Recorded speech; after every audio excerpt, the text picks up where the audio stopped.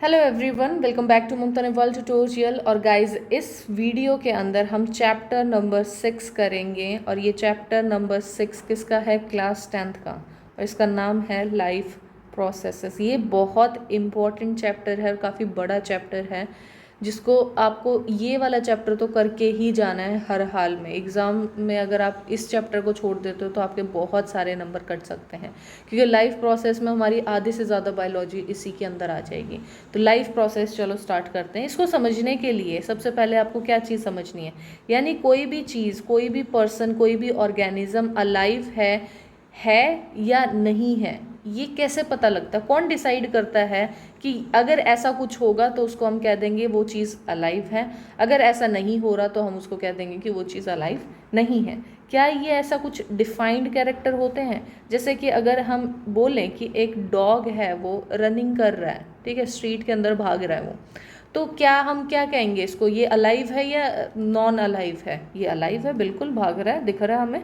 अगर हम एक काऊ का एग्जाम्पल लें, काऊ जो होती है वो अपने मुंह में जुगाली कर रही है, ठीक है, जो कर्ड होती है उसको च्यू कर रही है, तो क्या ये अलाइव है? ऑब्वियसली अलाइव है, हमें दिख रहा है बिल्कुल आराम से वो मुंह के अंदर उसको जुगाली करने की कोशिश कर रही है या फिर जुगाली कर रही है, तो ऑब्वियसली ये भी अलाइव है। या फिर हम ये लेते हैं कि एक मैन है, वो शाउटिंग कर रहा है, बहुत ज़ोर से चिल्ला रहा है, तो क्या ये भी मतलब क्या है? वो आदमी जो है वो अलाइव है? ऑब्वियसली अलाइव है, हमें सुनाई दे रहा है। तो क्या अगर हम इसमें, इन सब में आपको क्या दिखा कि हमें कोई ना कोई मूवमेंट दिख रही है? इसमें भी मूवमेंट दिखी, इसमें भी मूवमेंट दिखी और इसमें भी। यानी हमें क्या है, एक विजुअल मूवमेंट दिखनी ज़रूरी होती है, यानी हमें कोई ना कोई, किसी ना किसी चीज़ की हलचल होती दिखनी चाहिए। अगर हलचल हो रही है तो हम उसको क्या कह देंगे कि वो अलाइव है, पर्सन जो है वो अलाइव है, ठीक है। अगर ऐसा केस हो, यानी जो शाउट कर रहा था तब तो आपको पता चल रहा है उसके एक्शन से, उसकी आवाज़ से, वो मुंह के हिलाने से तो आपको पता चल गया कि ठीक है वो चीज़ तो अलाइव है। लेकिन अगर वो ही पर्सन स्लीप पे हो, यानी सो रहा हो, तब क्या करें? तब क्या आप कह सकते हो कि वो अलाइव है? वो तो मूवमेंट नहीं शो कर रहा, लेकिन स्टिल आप कह सकते हो कि वो ब्रीथ कर रहा है, ठीक है। ब्रीथिंग प्रोसेस तो हमारा फिर भी चलता रहता है। तो ब्रीथिंग जब होती है तो भी हमारे पास क्या है, एक विजुअल हमारे पास मूवमेंट होती है, ठीक है। हम देख सकते हैं, हमारा जो स्टमक वाला एरिया होगा वो क्या है, वो कभी ऊपर जा रहा है, कभी नीचे जा रहा है, तो मान लो कि ये भी हमारे पास बोल सकते हैं कि विजुअल मूवमेंट है। और जो इंसान है या फिर जो जानवर है वो क्या है, ब्रीथ कर रहा है, तो मतलब क्या है, वो अलाइव है। लेकिन प्लांट्स के केस में क्या बोलोगे? प्लांट्स तो ऐसा दिखता नहीं है कि वो सांस ले रहा है, कुछ कर रहा है, कोई अलग से मूवमेंट कर रहा है। प्लांट्स को कैसे कह सकते हो कि ये वाला जो प्लांट है वो अलाइव है? अब एक और चीज़ आएगी आपके दिमाग में कि वो ग्रीन कलर का है। तो अगर कलर ग्रीन दिख रहा है उसका, तो मतलब क्या है कि वो अलाइव है। अगर कलर ग्रीन नहीं है तो वो मतलब क्या है, वो डेड है, अलाइव नहीं है, ठीक है। लेकिन बहुत सारे ऐसे प्लांट्स होते हैं जो कि ग्रीन कलर पोजेस नहीं करते, उनका कलर कुछ और होता है। तो अब क्या करेंगे? सिर्फ ग्रीन कलर को तो हम डिफाइन नहीं कर सकते। दूसरा क्या है, ये ग्रोथ करते हैं, ठीक है, ये ग्रो करते हैं टाइम टू टाइम। तो जैसे जैसे पहले हमारे पास प्लांट क्या होगा, इतना सा प्लांट होगा, फिर वो बड़ा होगा, फिर वो और बड़ा होगा, और बाद में जाके वो क्या बन जाएगा, एक ट्री बन गया। तो ये क्या है, ये ग्रोथ दिख रही है। तो ग्रोथ दिख रही है मतलब क्या है, प्लांट जो है वो अलाइव है, मान लेते हैं इस चीज़ को भी, ठीक है। लेकिन जो मूवमेंट होती है, यानी हमें ऐसा नहीं है कि 1-2 घंटे में ही आप बता सकते हो कि ये जो प्लांट है वो अलाइव है या डेथ है, आप ये चीज़ नहीं बता सकते। उसके लिए टाइम इन्वेस्ट करना पड़ेगा, आपको अच्छा खासा टाइम लेना पड़ेगा, जब आपको दिखेंगी कि ये प्लांट जो है वो ग्रोथ कर रहा है। और उसकी वजह से आप कह रहे हो कि विजुअल मूवमेंट्स चाहिए होती हैं, इसी वजह से आप कह रहे हो कि वो जिंदा है, ठीक है। लेकिन जैसे मूवमेंट जो होती है वो ज़रूरी तो नहीं है हमारी एक ऑर्गन की या फिर हमारे पूरे पूरे ऑर्गेनिज्म की मूवमेंट हो। मूवमेंट तो मॉलिक्यूलर भी तो हो सकती है, यानी हमारे जो मॉलिक्यूल्स होते हैं वो भी तो मूव कर रहे होते हैं। अब हमने खाना खाया है, खाना खा के हमारा खाना पचा है, वो खाना कहाँ पे जा रहा है, ब्लड में जा रहा है, और ब्लड से वो कहाँ पे जा रहा है, हमारे पास पूरे हमारे सारे के सारे जितने भी सेल्स हैं उन सबके पास वो न्यूट्रिशन वगैरह पहुँचा रहा है। तो ये भी तो मूवमेंट ही है। लेकिन ये मूवमेंट क्या है, इनविजिबल है, यानी हमें दिख नहीं रही, लेकिन ये मॉलिक्यूलर लेवल पे मूवमेंट चल रही है। तो ठीक है, हम ये मान लेते हैं कि चलो अगर मॉलिक्यूलर लेवल पे अगर कोई मूवमेंट हो रही है तो हम उसे क्या कह देंगे, ये चीज़ अलाइव है। लेकिन अगर हम वायरस की बात करें तो जो वायरसेस होते हैं वो क्या है, कोई भी मूवमेंट शो नहीं करते ये, जब तक ये किसी और सेल को इन्फेक्ट नहीं कर देते, किसी और सेल के ऊपर अटैक नहीं कर देते, तब तक virus as a dead body रहता है। यानी इसकी मतलब कोई भी तो मूवमेंट ये शो नहीं करता। लेकिन हम ये तो नहीं कह सकते कि वायरस पहले तो डेड था और जैसे ही कोई सेल उसको मिला जिसको वो इन्फेक्ट कर सकता था, अब वो अलाइव हो गया। नहीं, हम इससे भी डिफाइन नहीं कर सकते उसको। तो अब हमारे पास क्या चीज़ है, हम ऐसे डिफाइन नहीं कर सकते, किसी एक कैरेक्टरिस्टिक्स को लेके हम ये डिफाइन नहीं कर सकते कि कोई चीज़ अलाइव है या नहीं है।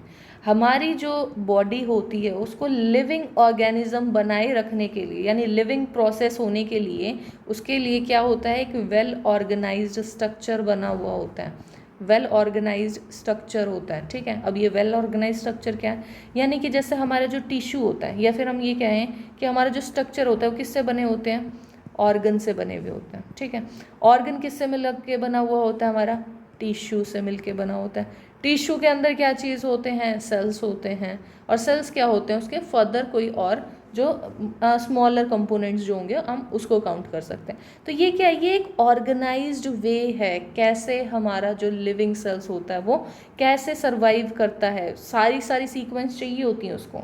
लेकिन अगर बाई चांस कहीं पे भी किसी एक जगह पे कोई भी ब्रेक डाउन आ जाता है, कहीं पे कोई एक चीज़ अगर हमारी बीच में ख़राब हो जाती है, तो वो क्या रिजल्ट करेगी, उस ऑर्गेनिज्म की डेथ।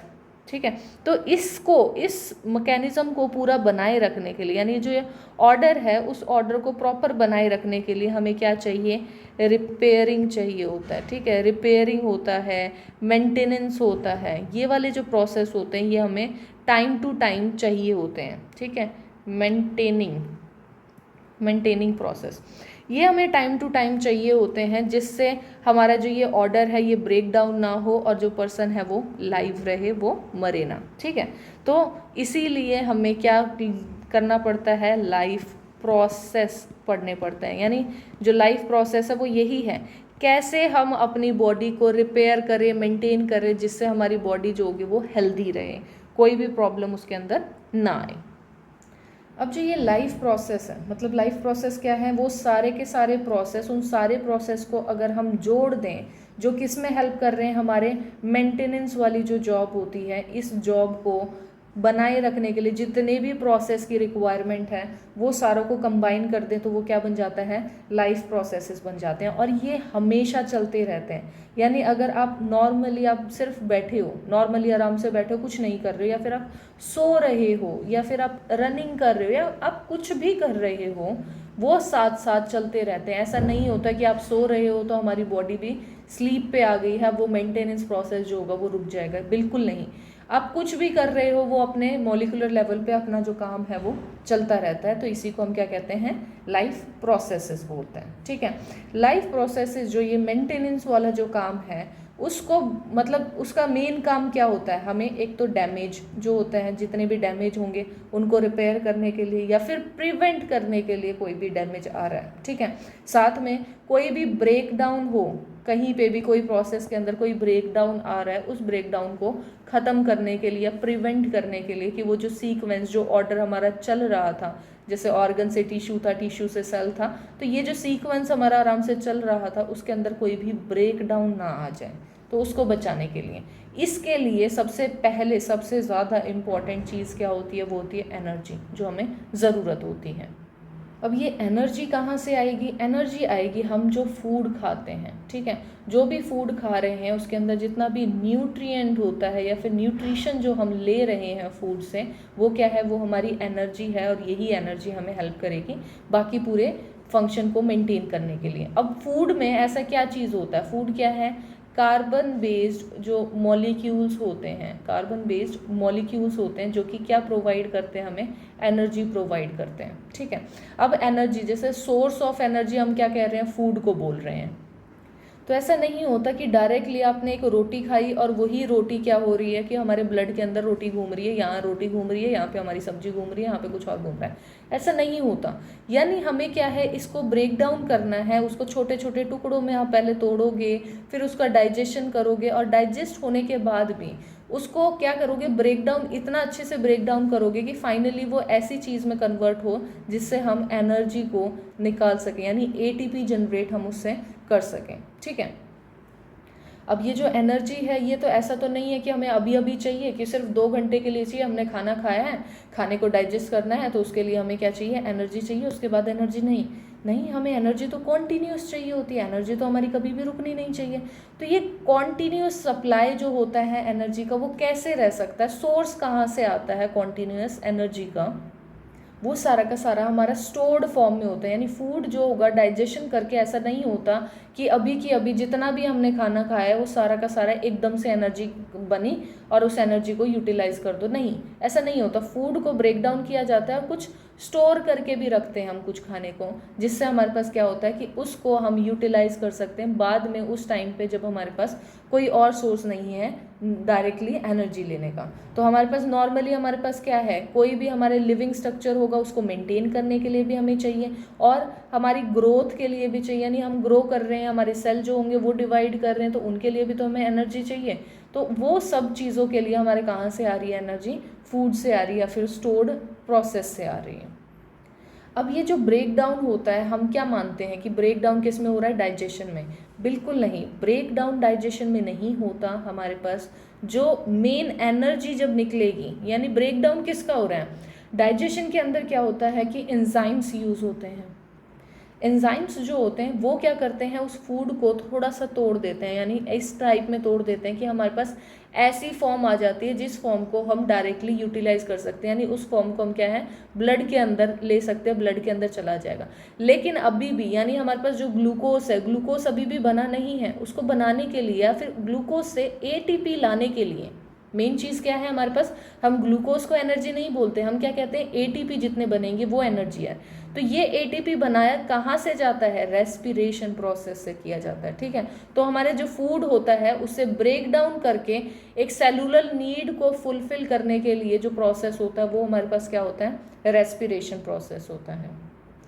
अब जो रेस्पिरेशन होंगे या फिर जितने भी प्रोसेस होंगे ये सब अलग अलग होते हैं। ठीक है, यानी हमारे पास देखो किस टाइप के होते हैं, एक तो हमारे पास सिंगल सेल ऑर्गेनिज्म होते हैं, यानी सिर्फ एक ही सेल है उन ऑर्गेनिज्म के अंदर, और वो वाले ऑर्गेनिज्म का काम क्या है, यानी जितने भी लाइफ प्रोसेस उसके होते हैं, यानी एक्सचेंज होता है गैसेस का, रिमूवल ऑफ वेस्ट को रिमूव कर रहे हैं, या कोई भी चीज़ उसको काम करना है तो वो किससे हो रहा है, एक अकेले सेल से हो रहा है, यानी डायरेक्ट कॉन्टैक्ट में वो किसके होते हैं, सराउंडिंग जो इन्वायरमेंट होता है उसके डायरेक्ट कॉन्टैक्ट में होते हैं और वो वैसे ही अपना काम चला लेते हैं, वो होते हैं सिंगल सेल ऑर्गेनिज्म।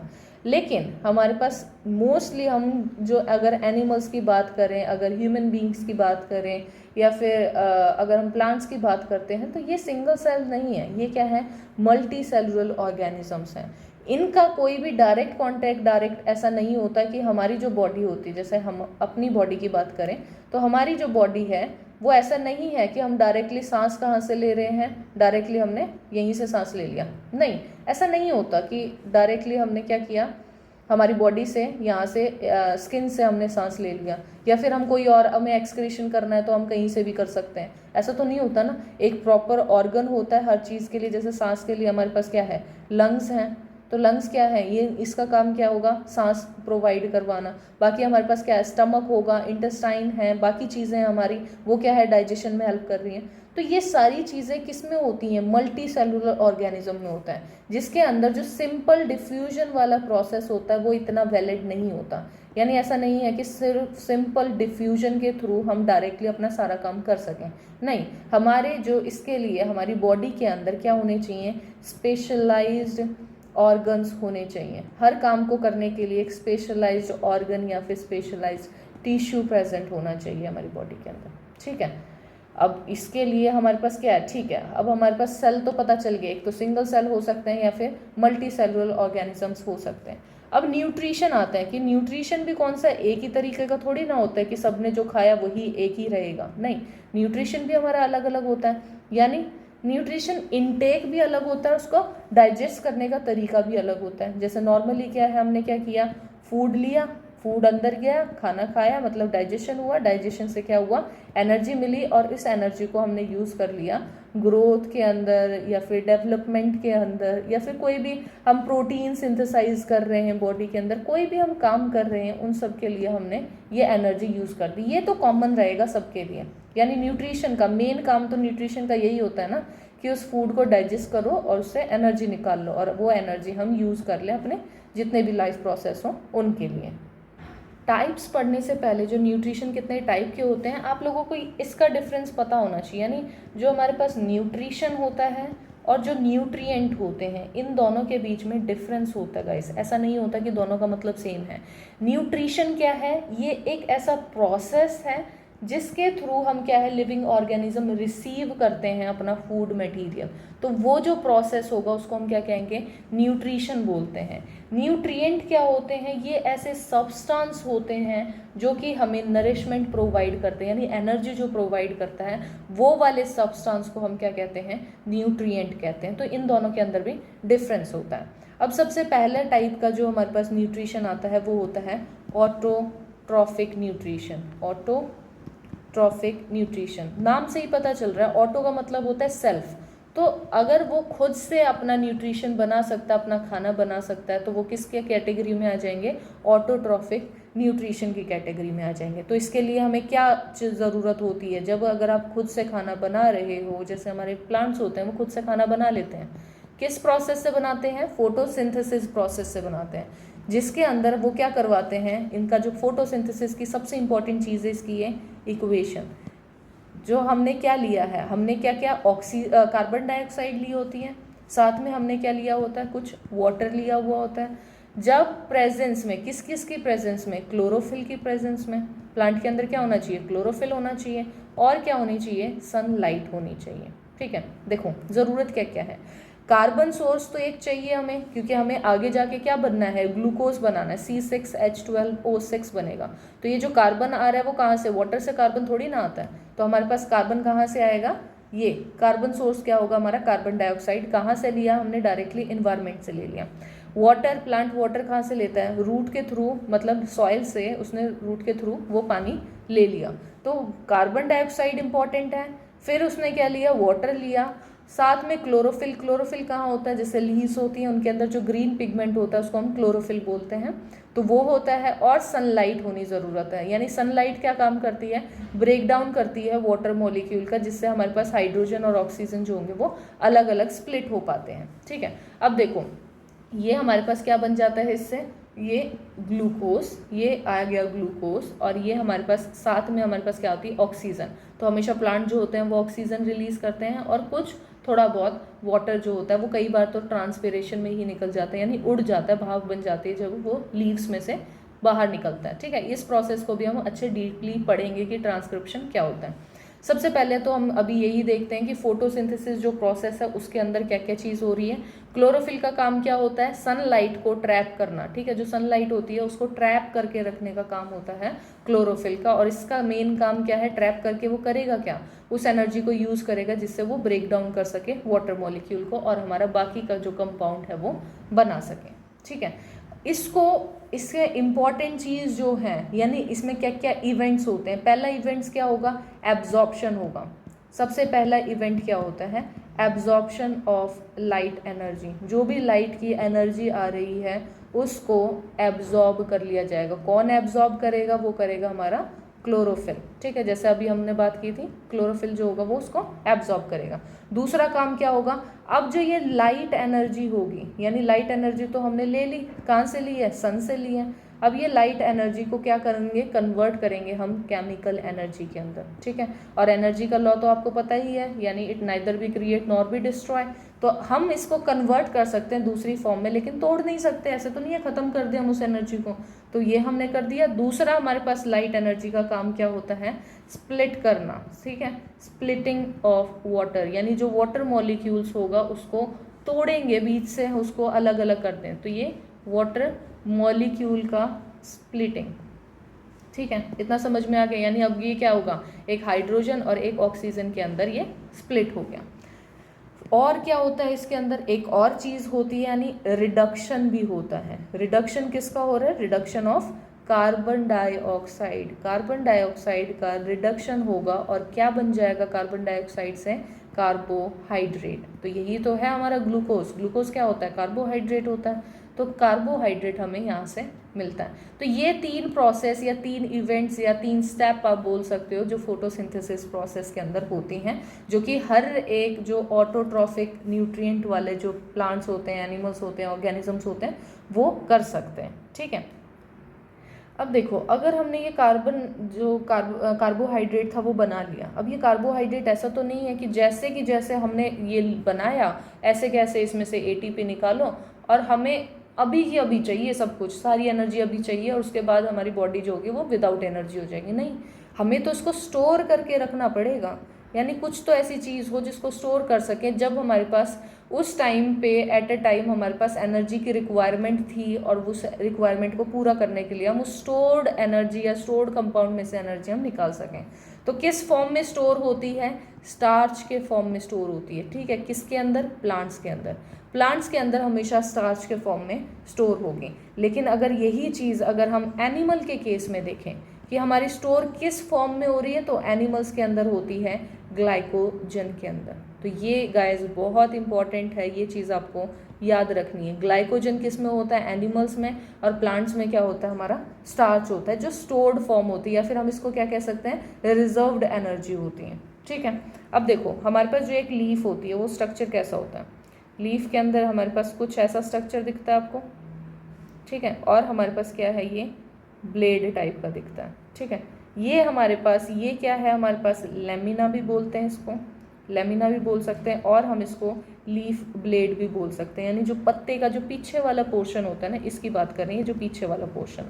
ठीक है, ये बीच वाला जो होता है, जो बिल्कुल बीचों बीच जो जाती है, उसको हम क्या कहते हैं, मिड रिब बोलते हैं। ये होती है मिड रिब, और ये जो साइड साइड में आपको दिखती हैं ये क्या होती हैं, वेन्स होती हैं। तो ये लीफ का स्ट्रक्चर है। ठीक है, उसके यहाँ पे अगर आप मिड रिब को भी यहाँ से देखोगे तो मिड रिब भी 2 हिस्सों में डिवाइडेड होती है। ऊपर वाला या कोई सा भी आप मान सकते हो, ऐसा फिक्स्ड नहीं होता कि सिर्फ ऊपर वाला ही होगा, यानी कुछ पोर्शन उसमें क्या होता है, जो फाइलम होता है वो होता है, और कुछ में हमारे पास क्या होता है, जाइलम होता है। ठीक है, तो फ्लोएम और जाइलम जो होते हैं ये दोनों के दोनों क्या होते हैं, वस्क्यूलर बंडल कहलाते हैं, वस्क्यूलर बंडल कहलाते हैं। इनका काम क्या होता है, ट्रांसपोर्ट का, यानी इनमें से क्या है, जैसे फूड का अगर ट्रांसपोर्ट करवाना है तो वो कौन सा करता है, जो फ्लोएम होता है ये फूड ट्रांसपोर्ट करवाता है। जाइलम जो होता है वो क्या होता है, वाटर ट्रांसपोर्ट करवाता है। तो वस्क्यूलर बंडल का मेन काम क्या होता है, ट्रांसपोर्टेशन, यानी हमारी जो रूट्स हैं, रूट से लेके हमारे पास जो पत्ती होंगी या कोई भी हमारे पास कोई भी ऑर्गन है वहाँ तक पहुँचने का ये पूरा का पूरा कौन पहुंचा रहा है, वो वस्क्यूलर बंडल पहुंचा रहे हैं। खाना चाहिए तो वो कौन सा वस्क्यूलर बंडल, फ्लोएम, और अगर हमें पानी चाहिए तो पानी कहाँ से आ रहा है प्लांट के अंदर, वो आ रहा है जाइलम से। ठीक है, अगर हम और स्ट्रक्चर देखें इनके, और स्ट्रक्चर हमारे पास कैसा होता है, देखो ये हमारे पास इस टाइप का हमारा, अगर इसको बहुत डिटेल में देख रहे हैं, ये हम डिटेल स्ट्रक्चर देख रहे हैं एक नॉर्मल एक लीफ का, तो लीफ के अंदर हमें क्या क्या चीज़ दिखेंगी, ऐसे ऐसे हमारे कुछ स्ट्रक्चर्स दिखते हैं, छोटे छोटे आपको स्ट्रक्चर्स दिखेंगे, और एक नीचे वाला बेस दिखेगा, ये होगा बेस, जहाँ पे थोड़े थोड़े कहीं कहीं पे गैप भी दिखेंगे आप लोगों को, और बीच में क्या होगा, ऐसे डॉट टाइप के दिखेंगे जो कि ग्रीन ग्रीन कलर के होंगे। ये अब वही चीज़ है, आप लोगों को पता ही है कि ग्रीन कलर कहीं पे भी दिख रहा है तो वो किसकी वजह से हो रहा है, क्लोरोफिल की वजह से। तो क्लोरोफिल किसके अंदर होता है हमारे पास, क्लोरोप्लास्ट के अंदर। तो कौन से ऑर्गेनेल में क्लोरोफिल प्रेजेंट होता है, वो होता है क्लोरोप्लास्ट के अंदर। सबसे ऊपर हमारे पास क्या होती है, जो अगर प्लांट की पत्ती के अंदर हम सबसे ऊपर वाली लेयर बोलें तो वो क्या होती है, वैक्सी क्यूटिकल होती है, यानी सबसे आउटर मोस्ट की बात कर रहे हैं, ऊपर से एक वैक्सी लेयर होती है। उसके जस्ट बाद क्या होती है हमारे पास, अपर इपीडर्मिस प्रेजेंट होती है। ठीक है, इपीडर्मिस आउटर मोस्ट लेयर होती है, और उसके ऊपर बस एक लेयरिंग होती है, एक वैक्सी लेयरिंग होती है, जिसको हम वैक्सी क्यूटिकल बोलते हैं। इसके अंदर हमारे पास क्या होता है, क्लोरोप्लास्ट प्रेजेंट होता है, कुछ एयर स्पेस भी प्रेजेंट होती है, यानी कुछ स्पेस होती है खाली, वेकेंट स्पेस भी होती है।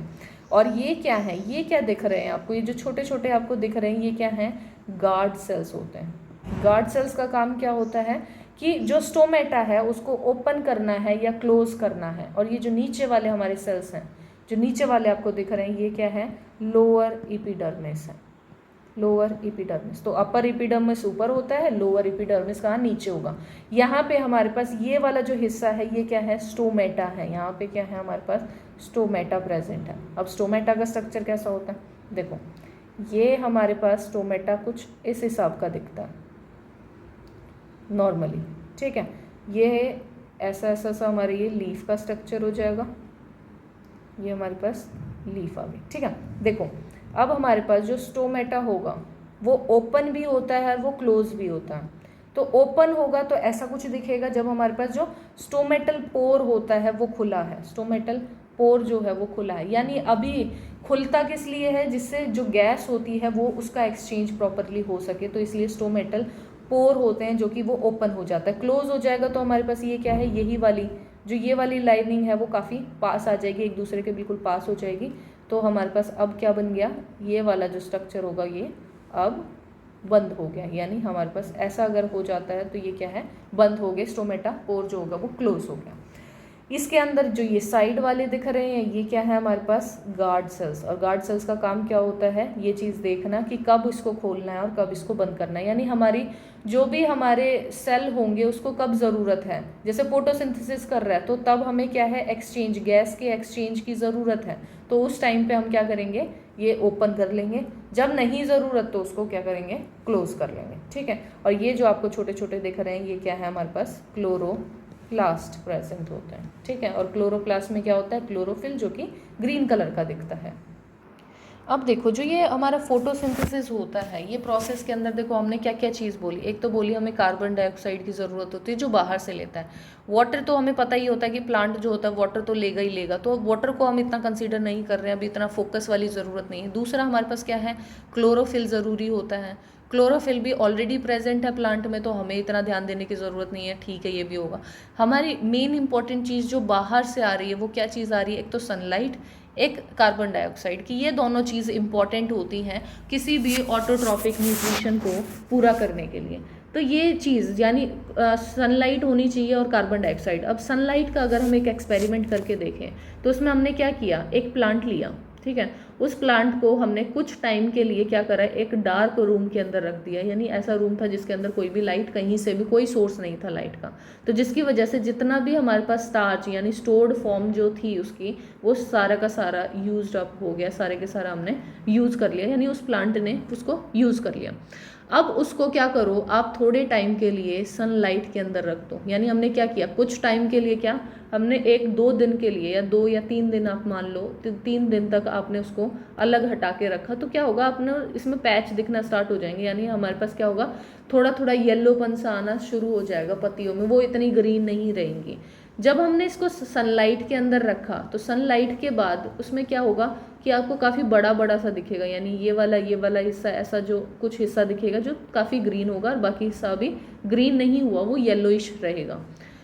उसमें से आप कोई भी एक पत्ता तोड़ो और उस पत्ते को आपने क्या किया, बॉईल कर दिया पानी के अंदर, उसको मतलब बॉइलिंग पानी के अंदर उसको एक बार डिप कर दो, और फिर उसको हमने क्या कर दिया, उसी के अंदर हमने अल्कोहल भी डाल दिया, थोड़ा सा अल्कोहल, और उसको उबालने के लिए छोड़ दिया।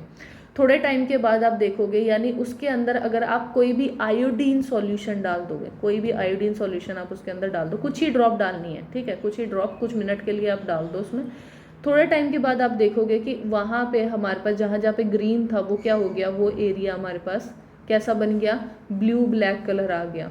ब्लू ब्लैक कलर क्या रिप्रेजेंट करता है कि वहाँ पे हमारे पास क्या है, स्टार्च प्रेजेंट है, सॉरी ब्लैक, तो वहाँ पे क्या प्रेजेंट है हमारे पास, स्टार्च प्रेजेंट है। तो इससे हमें पता चल गया था, यानी पहले जो लीफ जो यहाँ पे प्रेजेंट थी, अगर उसकी लीफ देखो, उसके अंदर आयोडीन करके देखोगे तो हमें कम दिख रहा था, जबकि हमने सनलाइट में जब देखा तो हमारे पास ज़्यादा पैचेस दिख रहे हैं। यानी हमारे पास जो ग्रीन है वो बनना स्टार्ट हो गया, यानी फूड जो होगा वो बनना शुरू हो गया।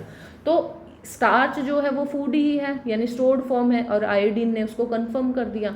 तो ऑब्वियसली इस एक्सपेरिमेंट से हमें ये तो पता चल गया कि सनलाइट तो है नेसेसरी फोटोसिंथेसिस के लिए।